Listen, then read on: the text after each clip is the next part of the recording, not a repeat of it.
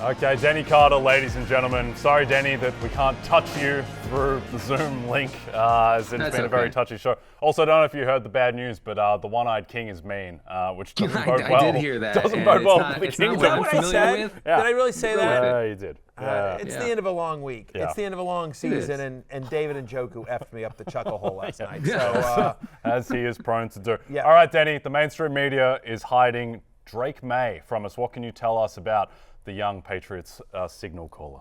They absolutely are. Look, Drake Maye has volume on his side. This is something that the mainstream press would not tell you when he first got the job from Jacoby Brissett. But since week 9, only Patrick Mahomes, only Joe Burrow, and Caleb Williams have more dropbacks than Drake Maye. He has 15 rushing attempts over his past 3 games. It's not a ton, but it's something. You know, rushing for quarterbacks being kind of a cheat code in fantasy football. And he should have plenty of time to operate in the pocket this week against the Dolphins. The Dolphins have a pressure rate in the bottom 4 in the league, very near the bottom. So I think he's in a quietly good spot, and the Dolphins are big favorites. So let's get more dropbacks going for Drake Maye this week. I think he profiles as a pretty good streaming option if you are in a tough spot. yeah, for sure.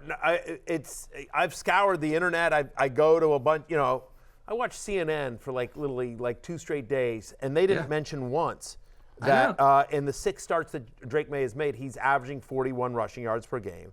They haven't mentioned the fact that out of the 5 completed games that Drake Maye's played this year, he's had at least 18 fantasy points in 3 of them. And over the last 4 weeks, no one mentions this, that the Dolphins are 27th in pass defense over the last 4 weeks. So it's a really favorable matchup. You mentioned he should have a clean pocket here. And he uses his legs, Jay. Is he going to be a top 8 quarterback drafted next season because of the value with his rushing? I think if they get another weapon. If they get another weapon, I mean that's the thing I just think, and it's still New England. It's still probably going to be a fairly balanced and conservative offense. So I don't think he's going to go top 8. There's so many good quarterbacks there, but top 15 for sure. I mean I definitely think. I haven't even thought about my ranks for next year, but feels like top 15 versus top 8, Denny. I don't know where you think Drake Maye might land next year. Let's get crazy. Let's go with top 8. And you're right, Matthew. CNN never talks about Drake Maye. It's a dereliction of duty, if you ask me. It really is. Thank you. Thankfully, Denny Carter is on the dark web, searching in the unknown chat rooms. Really unearthing everything like that. He's our own. He's our own kind of spy, if you will, our detective, if you will, fantasy detective. Yeah, we were looking for a better example than spy. I think you couldn't find it. Denny Carter, at the end of a to long me, week. he's the Woodward and Bernstein of PPR. That's what they call me. Uncovering stories. Can you uncover a Good story hip for us reference. about? All the kids love Woodward and Bernstein as well. Is there, the mainstream media, Denny, keeps talking about Caleb Williams. The mainstream media won't shut up about Caleb Williams, but feels like that's not where the focus should be, is it, Denny?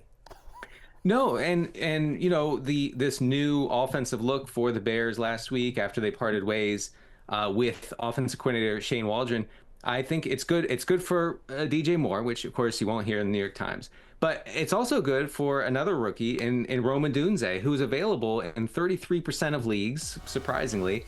And I think people mostly would see him as a bench guy this week, right? And what I'm telling you is this, and you won't find this on the mainstream internet or anything. What I'm telling you is you got to play him. In 12-team leagues, you got to get Rome Odunze into your lineup because he is an air yards king right now. And we love our air yards. You can't feed them to your kids. Of course, we talked about this on the show. But they do mean something in fantasy. Last week, he had 108 air yards against Green Bay, the 12th most among receivers on the week. Rome Odunze now has the 9th most air yards since week 9 and the 13th most targets since over that span. So, folks, I'm telling you, Rome Odunze is going to hit a big one this week. You need to get him into your lineup in 12-team leagues. 10-team, maybe leave him on your bench, or leave him on the waiver wire. But he should be rostered, I think, in every league. Okay, another rookie that's gobbling up targets, Denny, is Ja'Tavion Sanders. What can you tell us about Ja'Tavion? Because no one else will tell us anything. Yeah. Right. And where is the coverage of this guy from week 9 to 10 over a long 2-week stretch, a huge sample size? he caught 6 of 7 targets for 95 yards and a touchdown. I haven't heard that anywhere. I had to go deep on the web to find that stat. Also, this one. Of course, he's playing the Chiefs this week, and Kansas City is allowing the second most tight end receptions and the most tight end receiving yards on the season. Kansas City, and this is a super dark one. In fact, I'm actually afraid to read this one on air, but I'm going to do it because the people need to know. Kansas City is allowing the 3rd highest completion rate on targets between 1 and 10 yards. That's where Ja'Tavion Sanders is targeted. It's going to be a big week for him. Okay. Hey, it's Matthew Berry from NBCSports.com and RotoWorld.com, and I want to thank you so much for watching whatever it is you just watched, or if nothing else, being too lazy to click out of the autoplay after this video started, after whatever it is you actually wanted to watch finished. But now that you're here, I'd like to take a moment here to ask you respectfully now, okay? I'm asking you respectfully to subscribe to the NFL on NBC YouTube channel. You'll get the latest RotoWorld fantasy news headlines, all sorts of great shows, including my own Fantasy Football Happy Hour. So go subscribe now. Again, I'm asking respectfully.